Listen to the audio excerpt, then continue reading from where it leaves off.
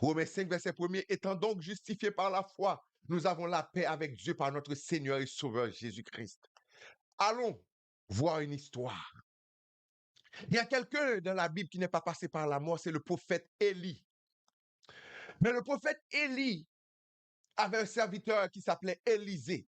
2 Rois 2 nous rapporte cette histoire. Lorsque l'Éternel fit monter Élie au ciel dans un tourbillon, Élie partait de Gilgal avec Élisée. Élie dit à Élisée, reste ici, je te prie, car l'Éternel m'envoie jusqu'à Bethel. Élisée répondit, l'Éternel est vivant et ton âme est vivante. Je ne te quitterai point. Alors Élie a dit à Élisée, reste ici. Non, Élisée a dit, non, je ne te quitterai point. On avance. Partout où ce que Élie passait, Élisée était là. Encore au verset 4, Élie lui dit, Élisée, reste ici, je te prie, car l'Éternel m'envoie à Jéricho. Il répondit, l'Éternel est vivant et ton âme est vivante, je ne te quitterai point. Alors, Élisée n'a jamais quitté Élie.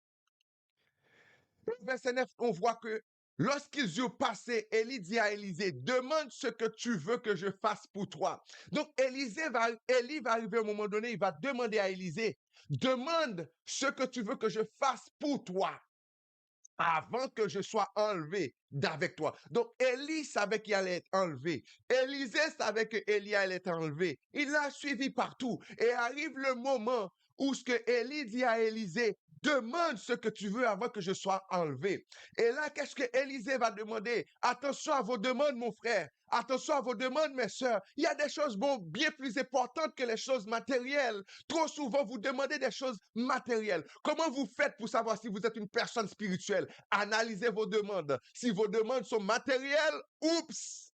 Mais si vous voyez sur 10 demandes, vous avez au moins 7, 8 qui sont des demandes spirituelles, c'est la preuve que vous êtes sur la voie spirituelle. Parce que quand tu es spirituel, tu t'affectionnes pas des choses en bas, tu t'affectionnes des choses en haut. Quand tu es spirituel, tu aspires aux choses d'en haut. Donc, qu'est-ce qui s'est passé? Qu'est-ce que Élisée va recevoir? Qu'est-ce qu'Élisée va dire? Élisée va répondre. Verset 9. Élisée répondit, qu'il y ait sur moi, je te prie, une double portion de ton esprit. Whoosh! Bombe atomique.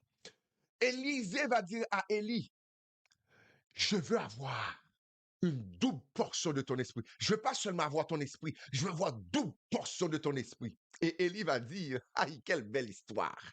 Élie va dire à Élisée, tu demandes une chose difficile. Mais si tu me vois pendant que je serai enlevé d'avec toi, cela t'arrivera ainsi. Sinon, cela ne t'arrivera pas. Donc, si tu me vois enlevé, ça va t'arriver. Alors, comme il continuait à marcher, verset 11, en parlant, voici un char de feu et des chevaux de feu les séparèrent l'un de l'autre. Et Élie monta au ciel dans un tourbillon. Élisée regardait et criait, mon père, char d'Israël, sa cavalerie. Et il ne le vit plus. Saisissant alors ses vêtements, il les déchira en 2 morceaux. Et verset 13, et il releva le manteau qu'Élie avait laissé tomber. Puis il retourna et s'arrêta au bord du Jourdain. Il prit le manteau qu'Élie avait laissé tomber et il en frappa les eaux et dit, où est l'Éternel, le Dieu d'Élie? Lui aussi, il frappa les eaux qui se partagèrent ça et là, et Élisée passa. Mon frère, ma soeur, Élisée a reçu le manteau que Élie avait et il a fendu le Jourdain en 2. Écoutez-moi bien. Élisée a reçu le manteau que Élie avait et il a fendu le Jourdain en 2. Luc, verset 24, verset 50, va nous faire comprendre le sens de cette histoire. C'est-à-dire Jésus, conduisit les disciples jusque vers Béthanie. Et enlevé les mains, il les bénit. Et pendant qu'il les bénissait, il se sépara d'eux. Aïe, aïe, aïe. Vous pouvez lire l'histoire qui était dans 2 Rois 2 et comparer attentivement avec Luc 24, verset 50. Il les conduisit jusque vers Béthanie. Et enlevé les mains, il les